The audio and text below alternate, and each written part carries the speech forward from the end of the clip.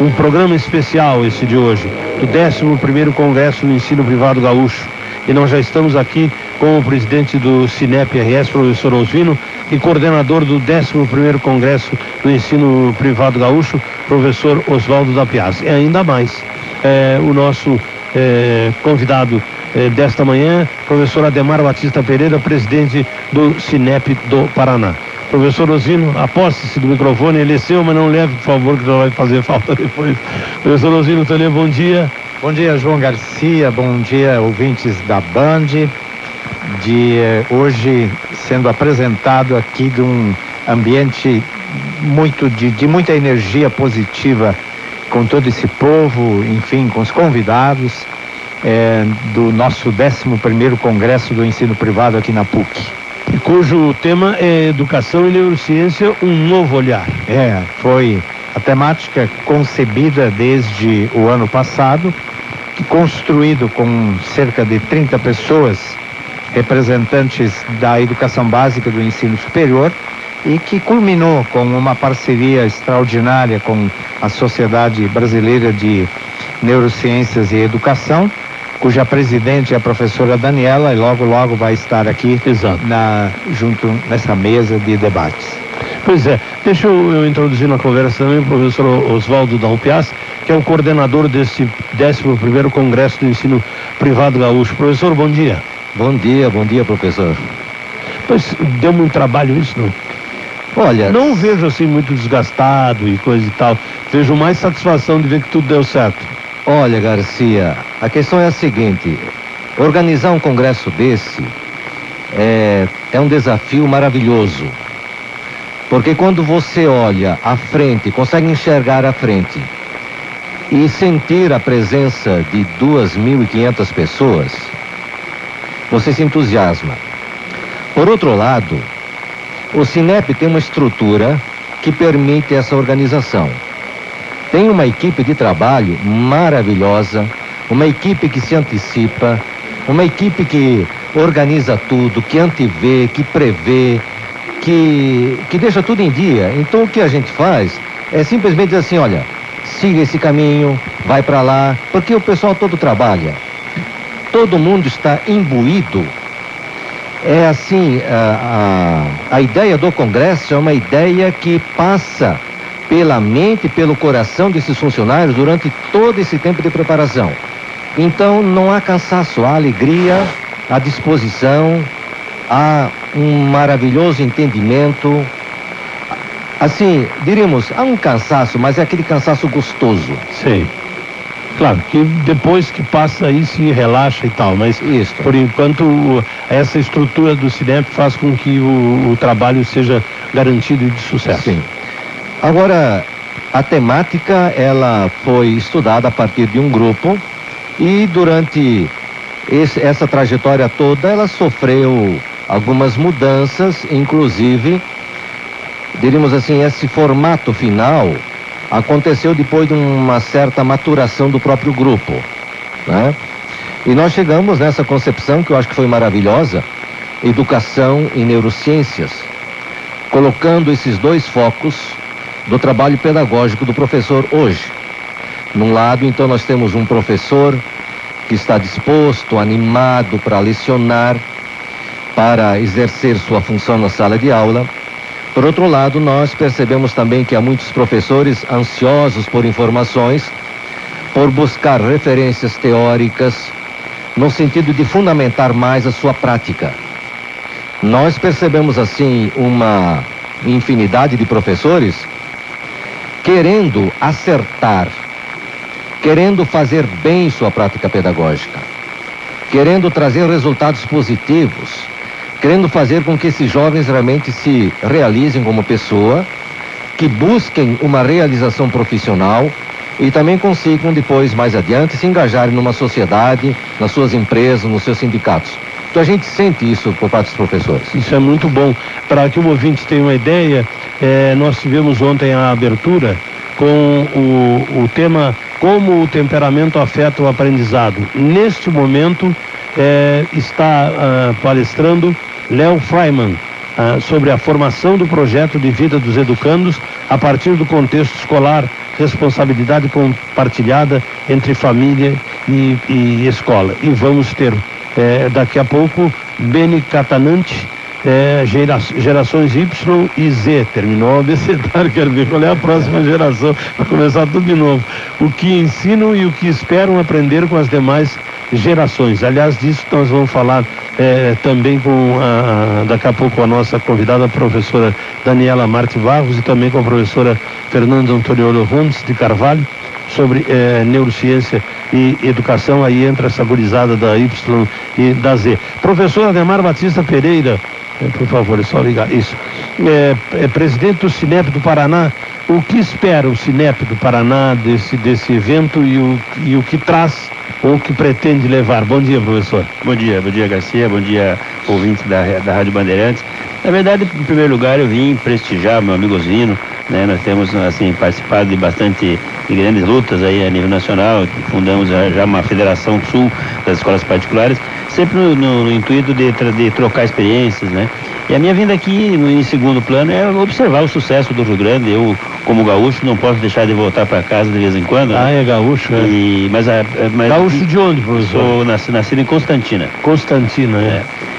Mas estou no Paraná há 40 anos, fui para o interior lá para o oeste, depois estou em Curitiba há mais de 25 anos já. Aliás, não precisa dizer que foi para o oeste, porque todos os gaúchos vão para o oeste e entram no Paraná pelo oeste, né? Os caras não entram pelo sul, né? Os gaúchos entraram pelo oeste para desbravar o Paraná. A fronteira agrícola, né? A fronteira agrícola, né? Uhum. Mas assim, então, nosso trabalho, né, no sentido de trocar experiências. Eu acho que o Rio Grande o Cinep do Rio Grande do Sul tem grandes experiências, experiências de sucesso, né? Eu já tive o privilégio de copiar algumas ideias daqui, né? Como eu estou presidente lá no Paraná há 2 anos e pouco. E a ideia foi, primeiro, prestigiar, segundo, observar o sucesso e de repente poder levar algumas ideias. E nesse sentido a gente tem feito esse trabalho de troca de experiências, né? Para que a gente possa levar a escola particular ao melhor, ao que tem de melhor na educação, né?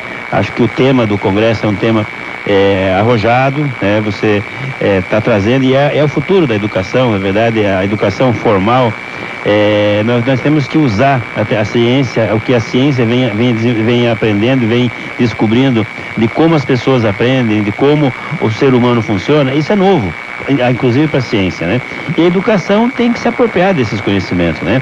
Nós temos que ficar mais perto da academia, a escola, o chão da fábrica, a professora da periferia, tem que estar mais próximo da academia para trazer esses conhecimentos que já existem e aplicar na formação das crianças. Então, o tema do congresso e essa integração com a academia, com a ciência, com as pesquisas, é muito importante e vai trazer com certeza benefícios interessantes na educação das nossas crianças, que esse é o objetivo da escola.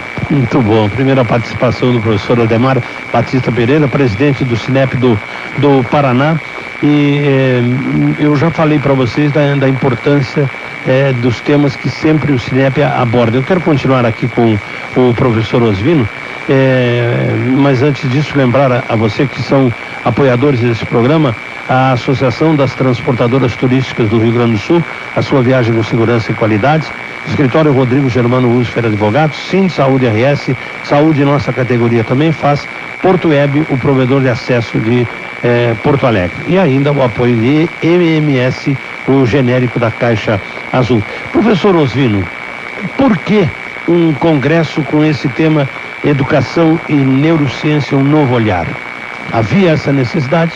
Bom, pergunta imbecil a mim, se não fosse, não faria.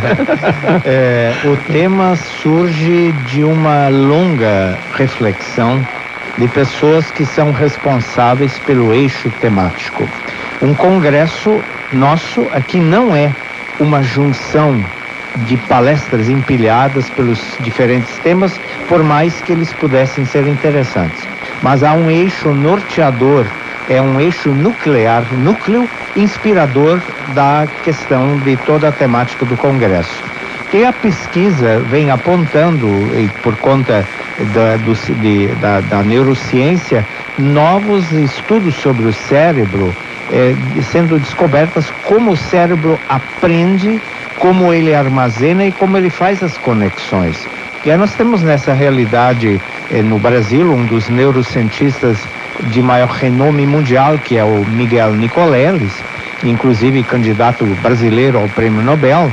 Ele hoje é um destaque mundial. Então, com todo o trabalho que vem sendo feito pela Sociedade Brasileira de Neurociência e Educação, esse tema naturalmente, embora anteriormente nós já tenhamos feito cursos com especialistas nessa área para professores e dirigentes, para que a gente viesse ter mais conhecimento sobre isso. Porque a educação, ela é um organismo vivo. A educação que nós recebemos no passado, você e eu, que vimos de uma época em que as coisas eram muito claras, o território da escola era muito claramente definido, o professor vinha muito bem preparado, ele sabia o que ele tinha que ensinar, porque isso estava definido. E uma época anterior à própria reforma do ensino, em 72, por mais que se fale mal dela, mas nós tínhamos do Oiapoque ao Chuí uma definição do que se ensinava em todas as escolas do território brasileiro. Nós migramos, evidentemente, para uma nova realidade, olhando para as diferentes regiões, olhando para esse novo jovem, para essa nova criança que está dentro da escola hoje, e a escola precisa ter esse olhar, não no sentido de se adequar, mas no mínimo de olhar para essa realidade que vem para a sala de aula. O Nicoleles disse recentemente numa palestra em São Paulo que nós estamos diante de uma criança com um novo cérebro. Sabe, eu quero chamar a atenção dos ouvintes que isso é muito sério, isso de certa forma me assustou. E aí eu fico olhando para minha neta de 3 anos e meio, que liga o iPad da mãe dela, entra no YouTube e assiste o filme que ela quiser. Eu repito, 3 anos e meio. E essa é a realidade que está presente na escola e está trazendo dificuldades para o professor. E por mais que ele domine tecnologia, a necessidade de um mergulho profundo no conhecimento que outras áreas do conhecimento humano desenvolverem e sentar junto com o professor e dizer, olha, nós descobrimos que uma criança não tem mais condições de se concentrar mais do que 20 minutos. A aula tem 50. Então eu preciso ter novas na metodologia, o aporte de alguma inovação na minha forma de ministrar a aula, porque senão daqui a pouco eu estou tendo um problema de disciplina, que é hoje uma coisa comum na sala de aula, de que a gente trata falta de respeito do aluno, a indisciplina, a incapacidade de se concentrar, mas ele é uma nova pessoa. Então a neurociência está nos dando elementos para que a gente, como professor, sente com o pesquisador, com a academia e diga o que é que você tem para mim de novo. Quer dizer, em primeiro lugar, também uma posição de humildade. O senhor foi a primeira pessoa, o primeiro educador que eu conversando, porque com outros que conversei não consegui fazê-los entender. A outra foi o professor Cristóvão Buarque, senador Cristóvão Buarque, que eu considero uma cabeça privilegiada. E o Cristóvão Buarque, em certa oportunidade, falando sobre ensino à distância, né? Sim. Ele disse o seguinte, eu descobri maravilhosamente que eu dava uma aula na televisão para 3 milhões de alunos. E eu ainda estava com a minha cabeça nas 40, 45 alunos da sala de aula. Sim. E aí eu me lembro que conversamos a respeito dessa questão do uso da tecnologia, que era do uso das ferramentas das redes sociais, sim, como comunicação e até como estudo do professor, além da sala de aula, ou seja, discutir o tema com os alunos através do Facebook, do Twitter, enfim, de todas essas. E o senhor foi o primeiro educador que eu vi aberto a esse tipo de coisa, entendendo que não tinha como fugir disso. Então, por isso eu encaminho ao professor Oswaldo da Piazza exatamente esta questão da nova escola e do novo cérebro, como disse o professor Osvino. É a escola privada aquela que tem o maior compromisso de correr junto e avançar junto com o aluno com essa nova mentalidade, com esse novo cérebro? Não, eu acho que isso não é só privilégio da escola privada, não. Eu acho que isso devia... A escola privada tem uma velocidade, né? Não, ela até pode ter mais velocidade porque tem, de certa maneira, uma autonomia de gestão maior e melhor. Mas, por outro lado, nós encontramos municípios por esse Brasil afora que estão muito bem. É verdade. Estão com pesquisas e avanços com boas notas no IDEB. Desculpa. Agora sim, nós da Escola Privada Gaúcha sentimos assim a necessidade de sermos protagonistas em algumas ideias, em alguns temas. A educação por si, ela é um pouco demorada no sentido assim de se chegar a alguns temas. Também nós não podemos atropelar a história. Temos que deixar que as coisas aconteçam para depois a gente também se tornar protagonista nesse sentido. Porque vejam, se fala hoje muito nas questões da tecnologia educacional. Ontem, abrindo o jornal, fiquei assustado, porque no Japão criaram um robô para atender as vítimas do tsunami. Com melhores resultados que o ser humano. Então veja, aquilo me assustou. Será possível? Dá para imaginar aqui no Brasil um robô atendendo crianças na escola? Será que é possível isto? Né? Então, assim, enquanto nós apresentamos algumas ideias que nós dizemos assim de vanguarda, de protagonismo, por outro lado, nós temos que buscar as fontes de toda a educação, que é a fonte da relação. Então, veja, nós estamos, nesta manhã, discutindo mais esse tipo de relação que acontece no campo da educação e que inicia, de certa maneira, a educação. Por exemplo, a palestra do Léo Freiman agora, e depois nós partimos para outras informações que são importantes, porque hoje eu acho que o educador não pode prescindir dos avanços que a ciência coloca às mãos dele, principalmente os avanços ligados ao cérebro. Isso acho que é imprescindível. Então o Congresso ele tem esse formato, ele quer apontar, quer apresentar aos professores algumas ideias, alguns avanços da ciência, mas também não pode deixar de apresentar o outro foco, que é o foco da relação na sala de aula. Tanto assim é que hoje à noite às 20 horas nós temos uma palestra dirigida aos pais. Qual é o tema da palestra aos pais? Pais, filhos, escola. Conflito de situações ou possibilidades de crescimento. E vai ser feito por um psiquiatra, o Dr. José Carlos Calich, e nós estamos convidando os pais. Por quê? Porque na realidade, no momento em que você estabelece a relação afetiva com o educando, o conhecimento acontece, a educação acontece, o processo educativo acontece. Sem essa relação, você não tem educação. Não, esse é um sentimento ótimo, porque, como o senhor disse, nós não podemos correr o risco do robô ficar dando aula, né? E aí já vai, o Cinep passa a se incomodar com o sindicato dos robôs professores. Não deve ser fácil, o diálogo com o robô não deve ser fácil, né? Agora, senhor Garcia, eu dizer assim, o entusiasmo com que os professores, de certa maneira, aderiram à nossa proposta, retrata esta preocupação que os professores têm pelo avanço, pelo conhecimento, de buscar novos subsídios, novas ferramentas para exercerem bem o seu papel pedagógico na sala de aula. Isso é bom, isso é ótimo, professores. E lá no Paraná, professor Ademar Batista Pereira? Bem, nós temos lá no Paraná, não temos congresso desse tamanho, nós temos em Curitiba. Está na hora de fazer. Está na hora de fazer, né? Vamos levar o professor Oswaldo para lá para ajudar a gente a organizar. Claro, né? Tranquilo. Mas nós temos, no Cinep, nós temos um programa de capacitação de formação, e nós optamos, nos últimos anos, em fazer um processo espalhado, assim. Então nós não fazemos concentrado, nós temos um congresso, mas que acontece em pequenas doses, né? Sim. Então nós chamamos de seminários, simpósios, né? Uhum. E nós atendemos em torno de 3.000 pessoas, mais ou menos, por semestre, nesses cursos de formação, sempre com a linha dirigida para aquele semestre. Então, e a ideia, essa ideia, quando eu vi o tema, eu falei, vou lá dar uma olhada, porque esse know-how que foi conseguido aqui pode ser muito interessante para a gente fazer uma programação, por exemplo, para um semestre lá no Paraná, né?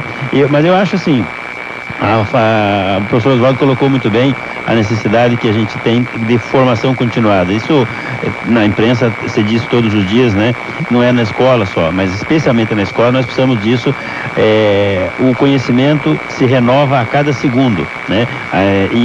Os alunos, as pessoas têm acesso a essas informações. Então, para o professor é muito difícil ele estar ligado a tudo o tempo todo. Então, é necessário que você tenha, por parte da escola, por parte do sindicato, uma programação para trazer as reflexões, trazer especialmente uma busca por o acordar das pessoas, porque a educação não permite a rotina, né? Não permite que uma pessoa, o educador, ele ser ir lá todo dia fazer do mesmo jeito, né? Todo dia tem que fazer diferente.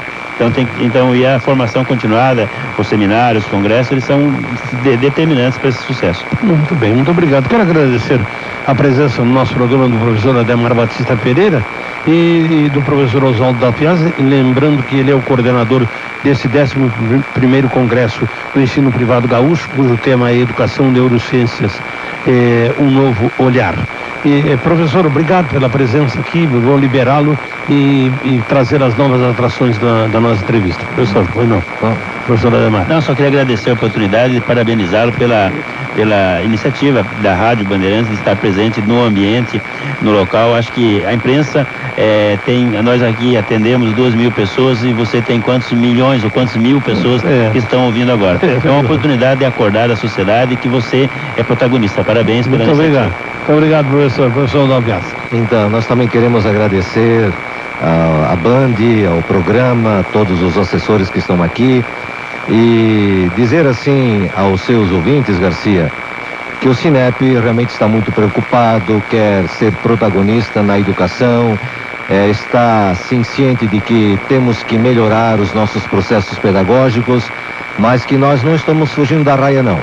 Nós estamos querendo enfrentar o leão de frente e certamente nós vamos conseguir essa vitória, nós vamos colocar o ensino do Rio Grande do Sul no patamar de onde ele nunca podia ter saído. Então, muito obrigado pela oportunidade. Obrigado, professor.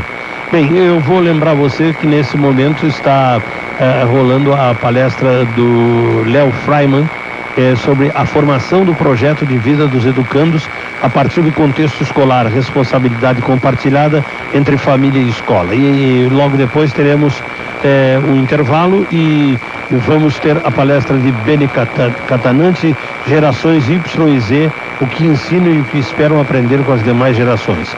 O intervalo do almoço e volta às 14 horas com o Lucido Matos Andrade Silva sobre conhecimento, olhar epistemológico voltado à sociedade contemporânea. E à tarde, também, Ciência da Mente, Cérebro e Educação no Mundo e seus recentes achados com Tracy Spinoza, com tradução simultânea. Às 8 da noite, esta palestra especial aberta ao público, pais, filhos, escola, conflito de situações ou possibilidade de crescimento, com o José Carlos Caliche.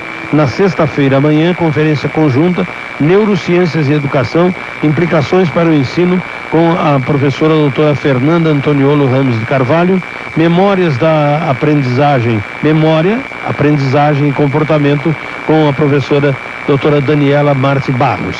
E ainda pela manhã, Desenvolvimento Cognitivo na Infância e Juventude, com Stress Niyuki Nakamura Palacios, e Transtornos Globais do Desenvolvimento e Educação, com o Rudimar Riesco. À tarde, encerrando o congresso, Neurociências e as Relações Professor-Aluno, com André Palmini. E, fechando mesmo, às 15h30, Emoções, Competências e Valores para o Educador, com Gabriele Perisset.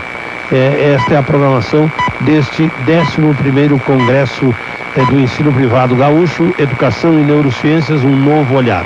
Nós vamos para o intervalo com os nossos patrocinadores, a Tours, Associação das Transportadoras Turísticas do Rio Grande do Sul, Escritório Rodrigo Germano Uzfer Advogados, Sind Saúde, RS Saúde, nossa categoria também faz, e Porto Web, o provedor de acesso de Porto Alegre, e depois voltamos para falar com as professoras Daniele Marte Barros e Fernanda Antoniolo Ramos de Carvalho, que ficou provado aqui nesse congresso, aqui na sala de imprensa, que o mundo é realmente pequeno.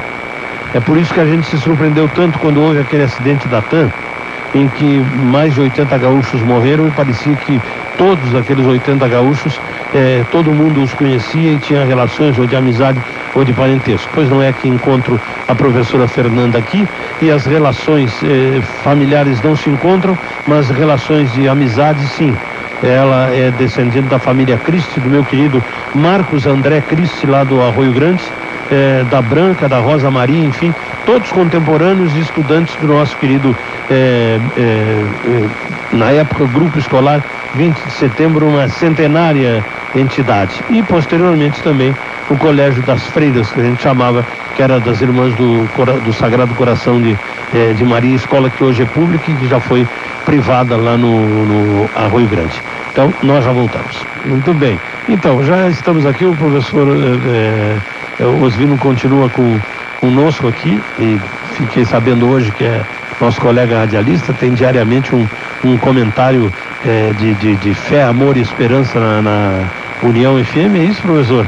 Que horas é o comentário? Sim, Novo Hamburgo é 5:07. 5:07. União FM 105.3. Muito bom, tá bem, tá dada a dica aí, se você quiser acompanhar o professor Osvino Tonial no nosso Tonialo, aqui na rádio nós temos então Toilê, que é francês ou italiano? Internacional, francês, muito bem. Um painel internacional, né? Sem dúvida, porque temos uma Antoniolo Rames de Carvalho, né? E a professora Daniela Marti Barros, que Marti é italiano, né, professora? Catalão. É catalão. Olha só. Bem separatista, se enquadrou bem, né, aqui no Rio Grande do Sul. A CAI governo, professora? A CAI governo sou contra. É brasileiro, tá certo. Tá. Veja se está aberto aí o microfone, se tem aí a chave, tá bom. E aqui também, professora Fernanda. Bom, já estamos falando com as professoras Daniela Marti Barros, que é presidente da Sociedade Brasileira de Neurociência e Educação, recentemente voltando da onde, professor? Da Itália, Firenze? Sim, Florença, participei de um congresso, ontem, exatamente, direto do aeroporto para Puto. Pô, que coisa, hein? E a professora Fernanda Antoniolo Rames de Carvalho, é mestra, professora, já não? Doutora. Doutora, mais do que isso, pós-doutorado, Neurociência Aplicada à Educação.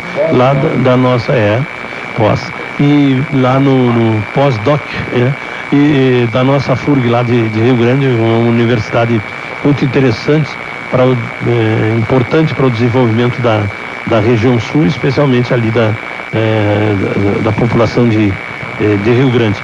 Professor, eu começo com a professora Daniela Marti Barros, que é palestrante. Qual vai ser o seu enfoque aí nessa questão da neurociência e educação? Basicamente, meu enfoque está voltado para processamento da memória, né, para que os professores e eu, enquanto docente também, a gente aprofunde um pouco mais como é que realmente se processa a memória. É mais uma abordagem neurobiológica, mas obviamente adequando a linguagem.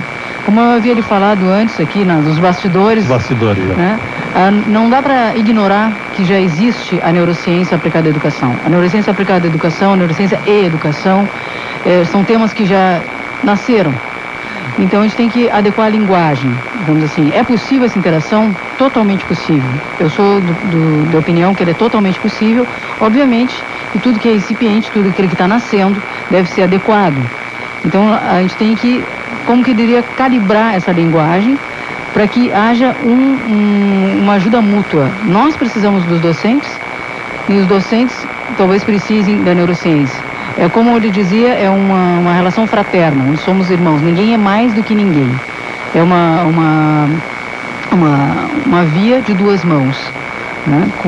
Isso é necessário hoje, a partir dos anos 90, que foi considerado a década do cérebro, onde houveram muitas descobertas de como realmente os neurônios funcionam, quais são as vias, né, biológicas que estão associadas, por exemplo, à memória, ou enfim, doenças neurodegenerativas. Isso foi bastante estudado, especialmente dos anos 90 para cá, então é ainda um conhecimento novo, no certo sentido tem em torno de 20 anos, um pouco mais, né? Então isso já se conseguiu, deu um boom, literalmente um boom. Agora vamos tentar pegar esse conhecimento que veio daí e transformar isso numa abordagem, como se diria hoje, está muito em moda, translacional. Como é que o professor pode tirar proveito, digamos assim, desses conhecimentos, que não fique uma coisa só em revistas científicas. Nesse momento está se encerrando a palestra do palestrante desse momento, Léo Freiman. Vai estar aqui daqui a pouco, conversando com os nossos ouvintes também. Diga, professor. Desculpe. Então, continuando, é justamente isso, né? Como é que a gente pode tirar proveito desse conhecimento para que ele saia daquelas revistas científicas, às vezes na grande maioria em inglês, e chegue no nosso professor, aquele professor que está muitas vezes numa escola de interior, claro. Mas isso é possível. Nós estamos nesse movimento. O ano passado realizamos em Rio Grande, eu sou professora da FURG, sou docente da FURG, professor associado de farmacologia e neurociência, juntamente com a professora Fernanda, que atualmente é bolsista da CAPES, fazendo seu estágio pós-doutoral. Nós realizamos um seminário, o primeiro seminário nacional de neurociência aplicada à educação, onde conseguimos fazer uma interação com vários pesquisadores de vários estados do Brasil. Tínhamos em torno de 500 participantes, tendo em vista que é uma cidade do interior, claro. E é um assunto novo, superou realmente as nossas expectativas, e a gente acredita que realmente essa é uma área que tem muito ainda para fazer. Essa participação é importante, veja aqui são mais de 2.000, né, professora? De 2.500 aqui na 600, aqui na PUC, 500 lá nesse encontro de vocês, porque eu acredito que quando isso tudo começou tinha mais gente na mesa de autoridades do que na plateia, né? Provavelmente. Provavelmente, pois é. Professora Fernanda, e como se faz para que o professor, quer dizer, o professor que recebe essa mensagem da neurociência, ele precisa entender o funcionamento do cérebro humano? E aí, como é que se faz para que ele entenda que os cérebros são iguais e diferentes? Sim, na verdade, a primeira coisa que deve se estabelecer aqui como uma premissa básica é que a neurociência não vem resolver nenhum problema na educação. Ela é apenas mais um referencial, que, junto a tantos outros que já foram historicamente construídos, agrega saberes para que melhor se compreenda como nós podemos otimizar as nossas ações pedagógicas. Né? Então, no momento em que o professor tem a chance de conhecer como o cérebro funciona, com relevantes aspectos, atenção, memória, emoção, ele tem também a oportunidade de aprimorar a sua prática pedagógica. É nesse sentido que se busca a interlocução entre neurociências e educação.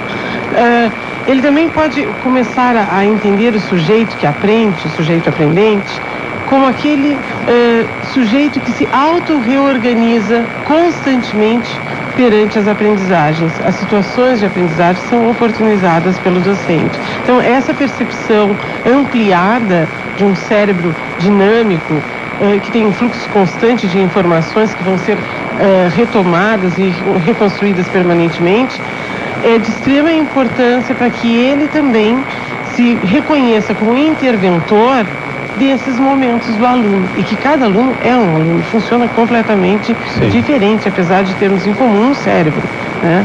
Também é importante entender que a neurociências, quando atrelada à educação, não necessariamente teria como foco entender como o aluno funciona, mas até como eu, professora, funciono. No momento em que nós podemos, por exemplo, num aspecto bem prático, um trabalho que estamos desenvolvendo, que é o mal-estar docente perante todas as demandas sociais, o uso de tecnologia, diferentes alunos, diferentes necessidades, como é que eu lido, tendo que muitas vezes trabalhar em 2, 3 escolas, como é que eu lido com essas questões que hoje termina gerando o mal-estar docente. Então nós, por exemplo, temos um trabalho que é a parte de mal-estar docente, que é teorias, né, da área da educação, e a coleta do hormônio cortisol em situações de estresse do professor. E isso é neurociência, neurociência de laboratório. Então, no momento que se tem um estudo que aproxima tão bem essas duas questões e busca, né, alguma colaboração para essa situação na docência, é justamente isso que se procura, é entender como o cérebro funciona em prol tanto do aluno ou aprendente, quanto do professor, que eu também considero um sujeito aprendente. Essa questão da mediação em sala de aula provavelmente vai ser bem melhorada no momento que nós conhecermos como o cérebro funciona. Muito bom, professora Fernanda. Eu peço às duas um instante apenas, porque embora estejamos aqui num ambiente fechado e vivendo a situação da educação e a neurociência, o mundo lá fora está acontecendo e nós temos chuvas fortes aqui no Rio Grande do Sul. São Sebastião do Caí é uma região que sempre, quando chove muito, acontece cheias e sempre são as mesmas pessoas que são atingidas pelas chuvas, porque elas se negam a sair da beira do rio Caí. Então eles já sabem que quando chover muito, 2, 3 dias, eles vão ficar flagelados. E passada a chuva, eles voltam para o mesmo lugar. Nem a justiça conseguiu tirá-los de lá. Isso é uma relação também de neurociência com esse tipo de comportamento. Mas vamos à situação que o repórter Paulo Rocha nos traz aí, das chuvas na região de São Sebastião do Caí. Paulo, bom dia. Muito bem, nós vamos ao intervalo rápido e voltamos para continuar a nossa conversa com as professoras Daniele Marte Barros e Fernando Antoniolo Rames de Carvalho a respeito da neurociência e da educação. Já voltamos.